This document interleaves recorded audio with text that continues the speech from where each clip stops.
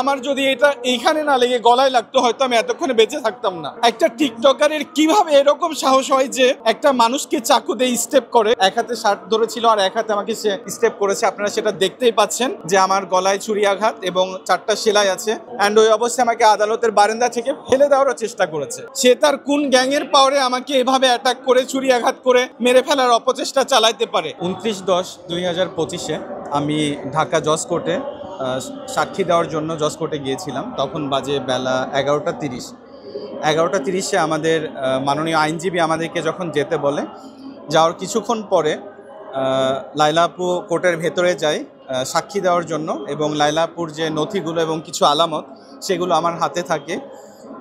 ওই অবস্থায় নারী শিশু ট্রাইব্যুনাল 7 নম্বর কক্ষের সামনে থেকে প্রিন্স মামুন আমাকে যে গলায় হাত দিয়ে বলে যে লিখন কি অবস্থা, কেমন আছো বলে আমাকে সে টেনে নিয়ে যায় যে চলো তোমার সাথে কথা আছে।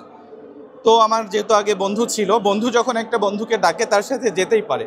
আমি 6-7 স্টেপ যাওয়ার পরে বারান্দায় দাঁড়ানো অবস্থায় আমাকে সে কোমরে হাত দিয়ে শার্ট সহ প্যান্ট টেনে ধরে। অ্যান্ড ওর সঙ্গে যে বন্ধুরা ছিল পেছন থেকে বলে এই নিচে চলেন। আমি বলছি না, আমি নিচে যাব না। তখন আমার ভেতরে একটু ডাউট লাগছে যে কেন আমাকে সে কোমরে হাত দিল বা আমার শার্ট চিড়ে যাচ্ছে। আমি বলছি ছাড়ো, সে ছাড়ছে না।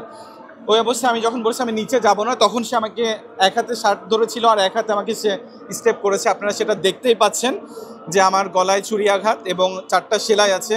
অলরেডি আমার অনেক ইন্টারভিউতে যারা দেখেছেন তারা জানেন, আর যারা আজকের ইন্টারভিউ দেখবেন তারাও দেখে থাকবেন যে আমাকে আঘাত করার পর আমার 1 মিনিটের মতো আমি চোখে সব অন্ধকার দেখছিলাম। পরে যখন আমার সেন্স ফিরে আসছে, ওই অবস্থায় আমি দেখছি যে তারা আমার সাথে দৌড়ে আমাকে ধাক্কাধাক্কি করার চেষ্টা করছে এবং পাওয়ার ব্যাংক দিয়ে আমার মাথায় মেরেছে। অ্যান্ড ওই অবস্থায় আমাকে আদালতের বারান্দা থেকে ফেলে দেওয়ারও চেষ্টা করেছে। সবচাইতে মর্মান্তিক বিষয় হচ্ছে এটা যে আদালত চলাকালীন আদালতের সামনে এত আইনের লোক, এত প্রশাসনের লোক থাকা অবস্থায় একটা টিকটকারের কিভাবে এরকম সাহস হয় যে একটা মানুষকে চাকু দিয়ে স্টেপ করে, এবং চাকু দিয়ে স্টেপ করে আমাকে সে ধাওয়া করে এজলাসের সামনে নিয়ে যায়। আমি এজলাসের সামনে যখন গিয়েছি তখন আমার শরীর দিয়ে ননস্টপ ব্লিডিং হচ্ছে। ওই অবস্থায়ও সে আমাকে কোর্টের মধ্যে চাপ দিয়ে ধরে মারার চেষ্টা করে এবং বের করে নিয়ে আসার চেষ্টা করে। তখন বিজ্ঞ পিপি এবং জজ সাহেবের হুমকিতে সে আমাকে ছেড়ে দেয়।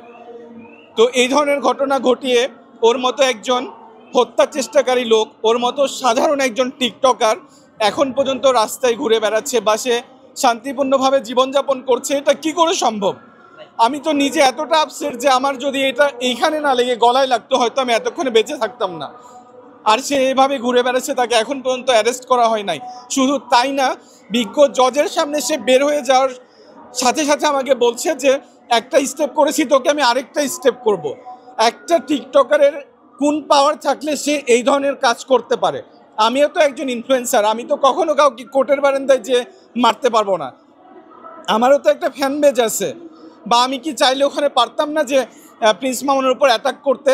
তার শরীর আর আমার স্বাস্থ্য দেখে আপনারা বুঝতে পাচ্ছেন যে আমি ধরলে হয়তো সে ওখানে নড়তে পারতো না। বাট আমি ওই অবস্থায় তাকে ধরি না, আমি আদালতকে সম্মান দেখিয়েছি।